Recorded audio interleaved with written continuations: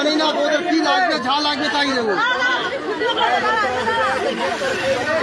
ঠিক আছে, আমি এসআরের জন্য এসেছি। এই যে এসআরের যে হেয়ারিং হচ্ছে, এই হেয়ারিং এর জন্য এই যে সমস্ত ডকুমেন্ট নিয়ে এসেছি।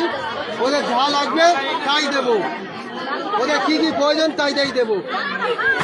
আমার ভাগ যাই গরিব লোক, আর আমার কি হবে?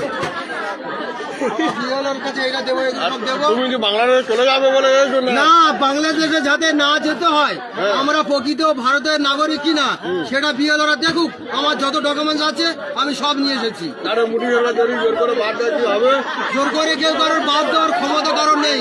এটা আমাদের দেশ, ভারতবর্ষ, এটা আমাদের দেশ, তাই এখানে থাকতে চাই।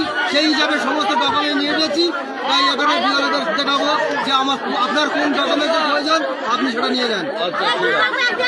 ঠিক আছে, আপনি জমা দিয়ে দেন। হ্যাঁ, আমি সেই জন্য নিয়ে এসেছি। সমস্ত ডকুমেন্ট নিয়ে এসেছি।